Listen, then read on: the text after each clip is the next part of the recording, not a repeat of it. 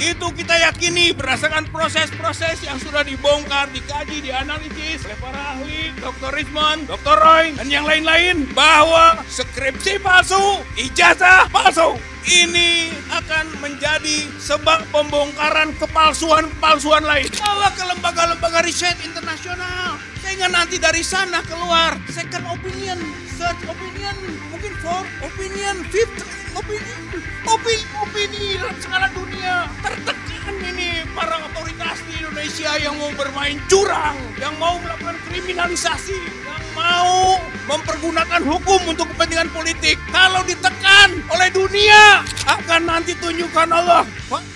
Qorib, kemenangan sudah dekat. Sudah dekat, bapak-bapak, ibu-ibu.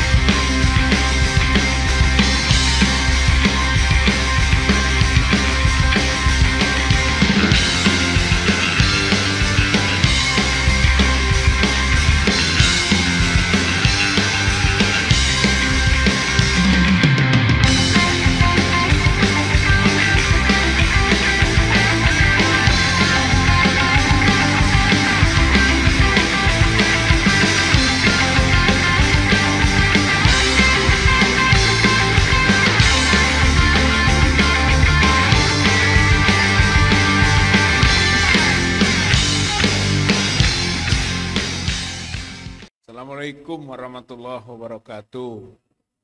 Alhamdulillahirabbil alamin. Wassalatu wassalamu ala Rasulillah wa ala alihi wa ashabihi wa mawalah. Bapak Ibu yang saya hormati, baik yang hadir di tempat ini maupun yang mengikuti kegiatan diskusi dari Forum Diaspora Indonesia di 25 negara. Yang mudah-mudahan seluruhnya ada dalam rahmat Allah, barokah Allah Subhanahu wa Ta'ala. Dalam kaitan dengan diskusi kita berkaitan dengan ijazah palsu Joko Widodo yang diduga sangat kuat itu akan terbukti dalam waktu dekat, maka ada beberapa hal yang menjadi catatan pada kesempatan ini. Yang pertama adalah apa yang diuraikan oleh Dr. Roy Suryo maupun oleh Dr. Tifa, dan mungkin juga sudah bisa ditangkap, diuraikan nanti oleh Dr. Rismon Sianipar. Itu seluruhnya sudah kita kompilasikan dan sudah kita laporkan dalam bentuk dokumen hukum ke pihak Barreskrim Mabes Polri. Jadi itu semuanya sudah masuk. Dengan dasar itulah maka diproses melalui surat perintah penyelidikan. Jadi tindak lanjutnya adalah surat perintah penyelidikan dari Mabes Polri, dalam hal ini Barreskrim, yaitu tanggal 10 April 2025. Kemudian pada tanggal 22 Mei 2025, Dirtipidum Brigjen Juhandani Rahadjo Purwo itu mengumumkan bahwa penyelidikan dihentikan karena tidak ada unsur pidana yang didapatkan. Tentu itu sangat mengejutkan, dan bagi TPUA yang melaporkan atau mengadukan dalam kapasitas pengaduan masyarakat, itu hal yang tidak benar, gitu kan, dan hal yang melanggar hukum. Maka kita mengajukan keberatan pada tanggal 26 Mei 2025. Diajukan keberatan. Keberatannya itu dengan berbagai argumen hukum, gitu kan. Bahkan kemudian didesak agar ada gelar perkara ulang. Karena gelar perkara yang dilakukan pada waktu awal dan menetapkan penghentian penyelidikan itu adalah gelar perkara yang cacat hukum.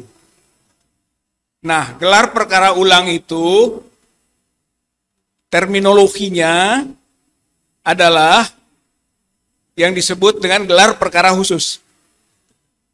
Dan ternyata dalam proses berikutnya gelar perkara khusus itu dikabulkan. Saya kira keberatan kita itu yang menyatakan dengan berbagai alasan hukum yang kita kemukakan itu dinilai benar. Sebab kalau tidak dinilai benar, dia akan tetap berjalan proses penghentian. Tapi ini tidak, yaitu gelar perkara khusus dikabulkan tanggal 3 Juli yang lalu, yang kemudian ditunda tanggal 9 Juli 2025 yang akan datang. Dengan gelar perkara khusus inilah sekarang kita punya harapan. Apa-apa yang telah disampaikan oleh para ahli, bukti-bukti yang sudah kita masukkan, kita akan bongkar dan berikan serta kita debatkan di sana. Dan apa-apa yang telah dia kemukakan dalam bentuk alasan-alasan sehingga dihentikan penyelidikan, kita buktikan tidak benar. Yang ujungnya adalah kita akan buktikan bahwa ijazah Joko Widodo palsu. Nanti pada waktu gelar perkara khusus. Ini strategis. Ini kesempatan baik buat kita untuk menguji secara terbuka, objektif, transparan. Dengan semaksimal mungkin kita ajukan argumen-argumen sehingga rakyat Indonesia, bangsa Indonesia bisa tahu bahwa yang disebut dengan dugaan ijazah palsu Jokowi terbukti di forum itu, pada tahap itu, sehingga penyelidikan nanti naik ke penyidikan. Dari penyidikan diproses ke pengadilan. Di pengadilan akhirnya dituntut hukuman, dan dari tuntutan divonis hukuman bahwa Jokowi melakukan pemalsuan ijazah, penggunaan gelar palsu yang semuanya adalah pelanggaran hukum yang kita akan lihat dan saksikan oleh seluruh bangsa dan rakyat Indonesia. Ini proses, ini membongkar satu predikat bangsa Indonesia. MIT Press Direct Survey Research dengan menarik 40 jurnal internasional yang menyimpulkan Indonesia negara kedua melakukan kecurangan akademik di bawah Kazakhstan, di atas Irak. Indonesia ini negara kedua yang melakukan kecurangan akademik. Baik sistem penjokian, jurnal predator, sampai fake document, fake certificate. Yang tentu salah satunya Joko Widodo itu.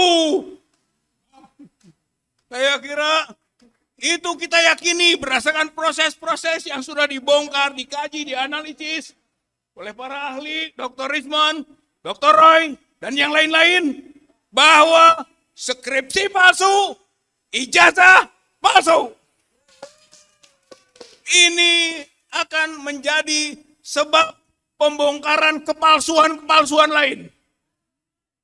Ini namanya documentary corruption. Korupsi dokumen atau certificate corruption. Ini mulainya ini. Karena dari situ Jokowi memulai. Setelah itu maka ada yang disebut authority corruption. Korupsi otoritas, kekuasaan, kewenangan, abuse of power. Dari mulainya ijazah, dari dokumen.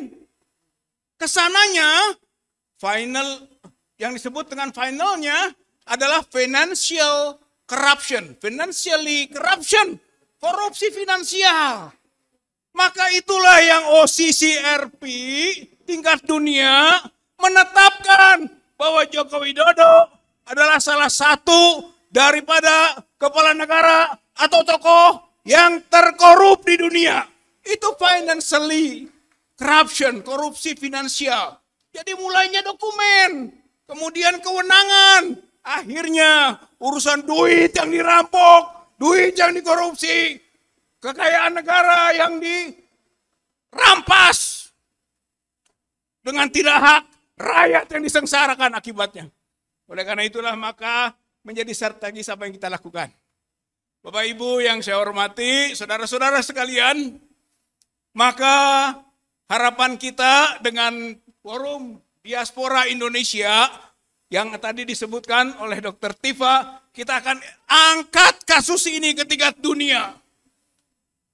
Kita berharap nanti bukan hanya ada universitas di dunia ini, di berbagai daerah dan negara kita yang ada mungkin diaspora kita, atau juga lembaga-lembaga riset yang ada dalam skala internasional, bisa mengangkat dokumen ini.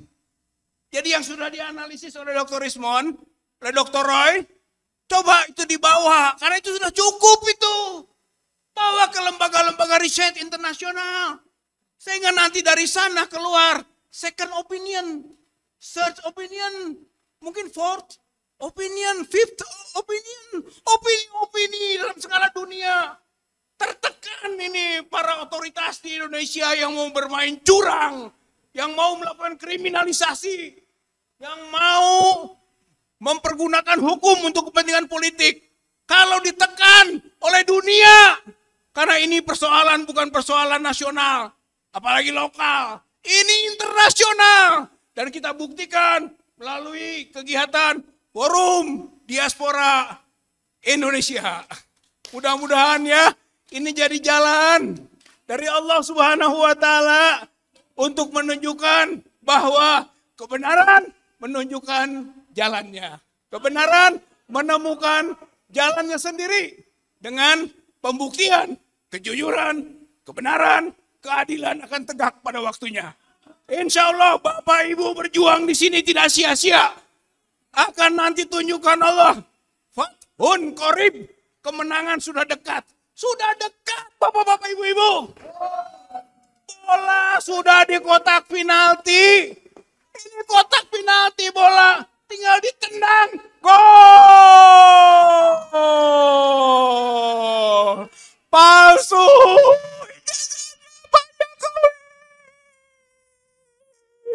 Allahu Akbar. Allahu Akbar. Allahu Akbar. Assalamualaikum warahmatullahi wabarakatuh. Waalaikumsalam. Tepuk tangan yang meriah untuk Pak Rizal Padilla.